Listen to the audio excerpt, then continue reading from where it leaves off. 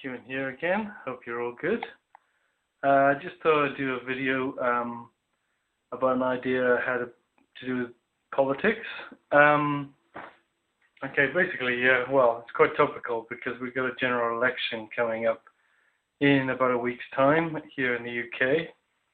And based on some stuff that happened 5 years ago in the last election, I've kind of thought up my own alternative to how we choose the seats in Parliament.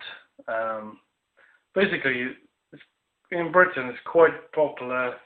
There's quite a popular movement towards having what we call proportional representation. I don't know if other people in other countries call it the same thing. Basically, our Parliament is well, the main house, which is called the Lower House or the House of Commons. But that's where all the kind of main decisions are made. Has 650 or thereabouts seats, and each one is basically got a member of Parliament who represents a small little region of the country, which is about the 650th the size of the country, or actually it's to do with how many people live there. They all got roughly the same number of people living in them. I think around about 100,000 people, if I'm not wrong.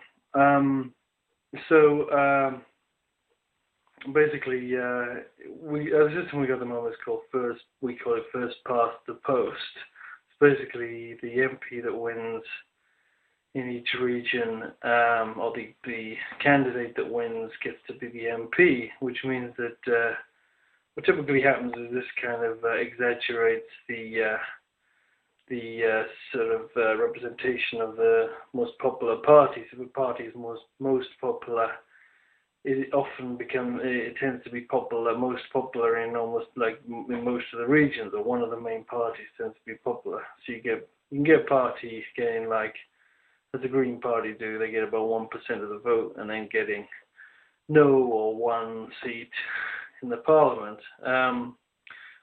But there are problems with the proportional representation system, which is where you basically rig it so that the proportion of the members of Parliament is the same in terms of parties as the proportion of people that voted for them. The trouble is you often get hung parliaments, or no party getting half or more of the MPs. So you have a situation where they tend to make coalitions. And for me, the problem with coalitions is that people vote for the parties based on their policies and so on. But then, after the election, they all cook up deals with one another. It all ends up becoming a little bit unrecognizable compared to what the people were actually voting for. In the last election, most people who voted for the middle party, the Liberal Democrats, were kind of left-leaning in their political views, but then the Liberal Democrats made a coalition with the right-wing party, the Conservative Party, and it ended up being very different government to what the Liberal Democrat voters wanted. So that's kind of explained the justification. But okay, my idea is this. What we have is a kind of fixed majority. So everyone votes for a party rather than their local candidates. Actually, especially if you put them in kind of preference order, then you have an instant runoff vote based on people's preferences. So roughly speaking, I won't go into instant runoff voting, also known as alternative voting.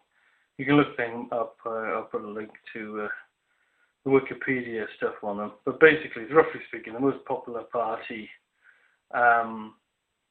will become the government. And then what I'm suggesting is that the government just gets allocated half the seats in the Parliament plus a certain number of seats to give it a kind of working majority, as they say. So it'll be half the Parliament, half the seats plus 20 seats or something. And even if there's a really like landslide victory where or a really popular government gets like a huge proportion of the votes at one time, they'll still only get that half the parliament plus 20 seats, say, and that's because we want to have a functioning opposition.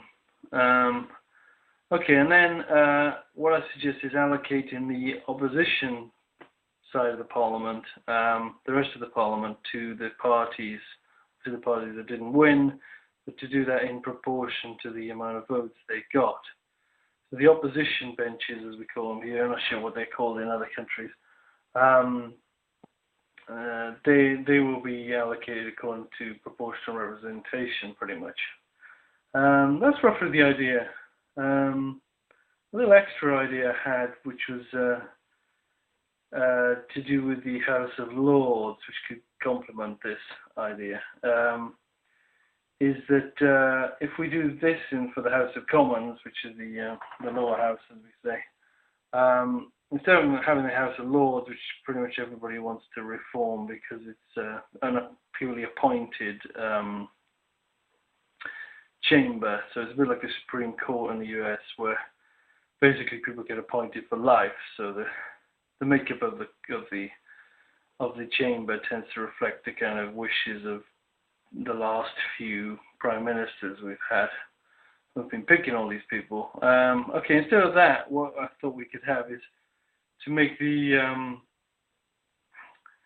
House of Lords, basically, we'd have to change the name, but basically have it so that is based on like 650 little constituencies, and you vote your local representative, but have an extra rule where to sit in the House of Lords, you can't be anything to do with a party. Like, you can't have been a member of a party for at least 10 years or maybe for life.